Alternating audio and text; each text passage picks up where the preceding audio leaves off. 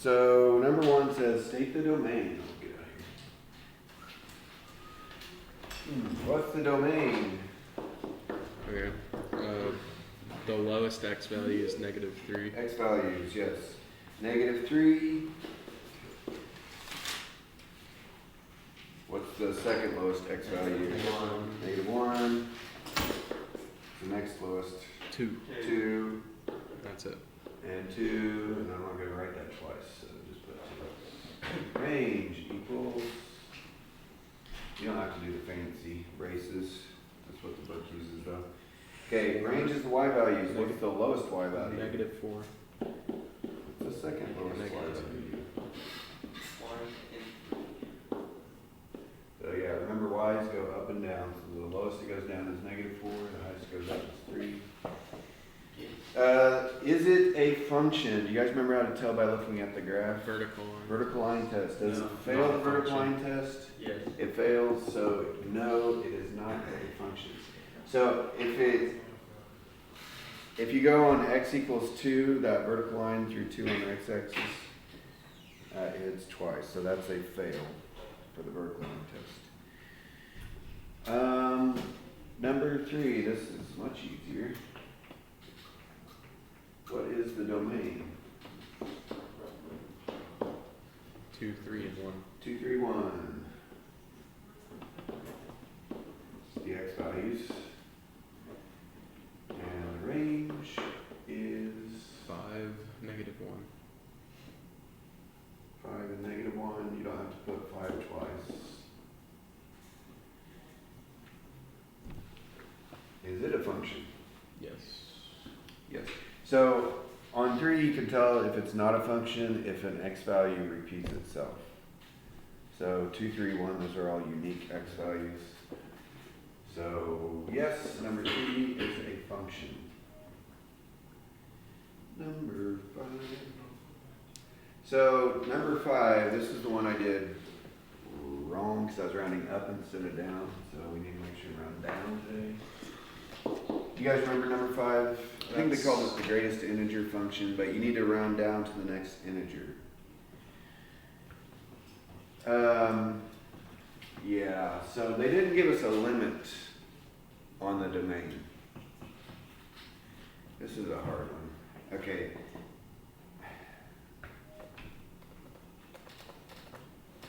Four is kind of tricky too. I don't know if you guys, I don't want to draw all of them, but I don't know if you guys recall, but it was like, let's see, rounds, that's solid, this one's open. Kind of like a stair step thing.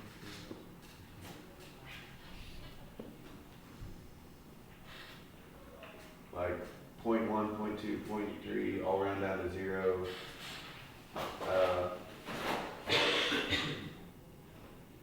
1.1, 1.2, 1.2, 3, 1.4, all those round down to 1. Anyway, so just imagine those steps go forever in both directions. What is the domain? Like, what's the smallest x value we could use? What's the biggest x value we could use? Okay, it's unlimited. There's no limit. You can go forever to the left, forever to the right. So the domain is all real numbers, which we can show what they fancy are. They did put braces around it too, but I don't really care about that. The range is much trickier. Are all y values covered? No. No, there's gaps between the y values, like going up and down, there's gaps. But what y values are covered? 1, 0, -1, -2, 2, 3. What are those numbers that I'm saying? That's the set of integers. You guys remember the symbol for integers? Is it Z? Z. How do you remember that? We It's learned kind of a it. fancy Z. I'm not going to worry about it, but they put like a little thing there. Don't worry about it. Just put a capital Z. It's fine. Z means integers. Did we talk about it? Or you just remember? No, I just remember we learned that for like the first day for like 2 years. Yeah, but did I put the letters up there? No. I didn't think so. Not this year. Oh, Yeah, well, the other years you did. All the symbols in your room. You remember it from last year.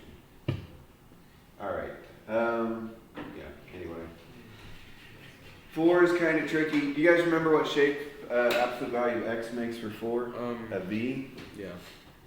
So the domain will be above, well, sorry. So the domain, left and right, how far left and right can you go on this? Forever. So it's all real numbers. How far down is that? You can only go greater than 0. Right. It's above 0, so for the range you put y is greater than 0. Wait, but it could also be equal to 0 as Normally, yes, but if you look at their picture, it says y is greater than absolute value of x, so it has to be above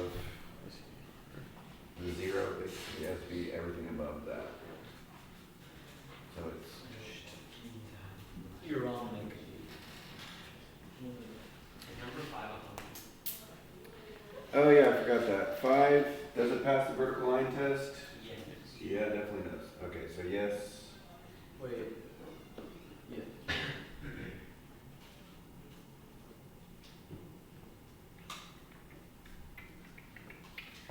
I might skip 7. Do you guys know what 7 means? Evaluate each function for the given values. no. Just put those each in for there. Just plug those in.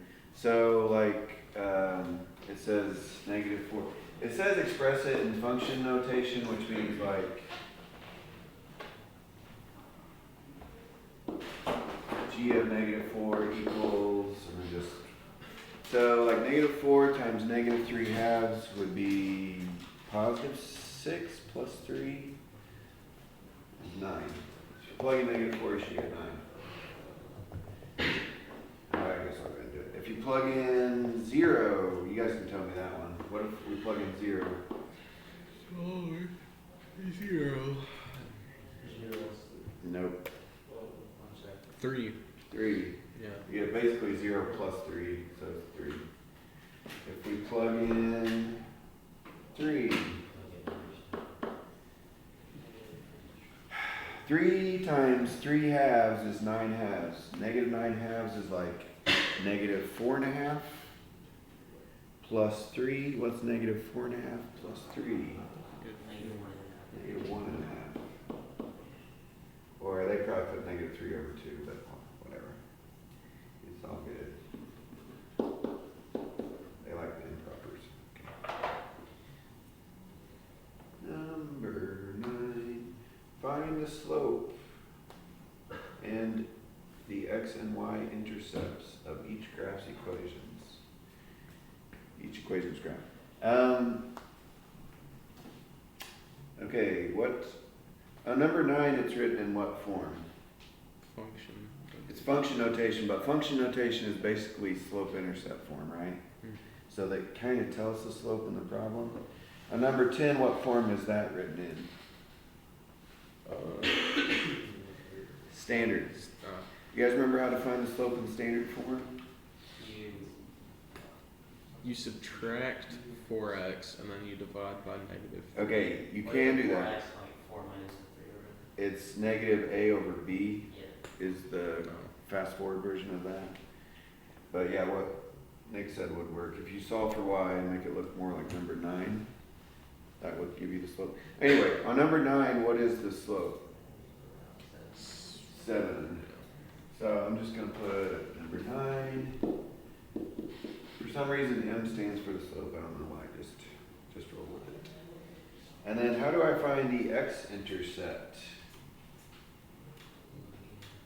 I make the y value 0. At any x-intercept, like wherever it hits the x-axis, like maybe this is -2, 0, maybe this is 3, 0. The y value is always 0. Okay, wherever it hits. Okay, so if I plug in 0 for y, in this case, what's standing in for the y? The f of x. So I'm going to put 0 where f of x used to be, 7x plus 21. And I'm going to solve that for x. So minus 21. So 3. Divide by 7 is -3. Then how do I find the y-intercept? Same thing, but Yeah, opposite. plug 0 in for Zero x. for x, because any y-intercept has an x value of 0, like that. Well, that's like.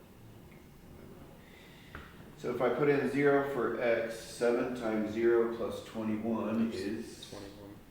21.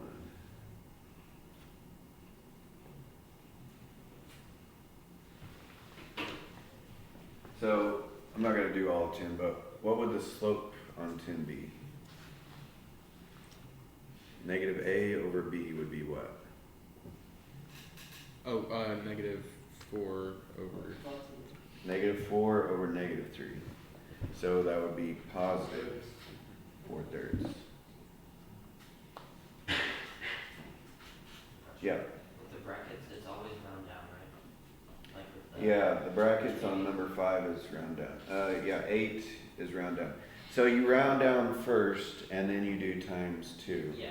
So negative 1.2, remember, rounds down to negative 2. Because negatives are backwards. What numbers are we going through on this page?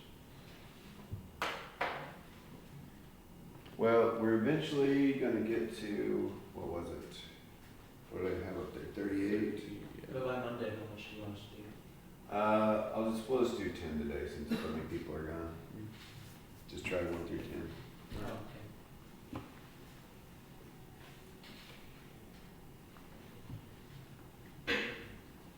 That way they won't get too far behind, hopefully.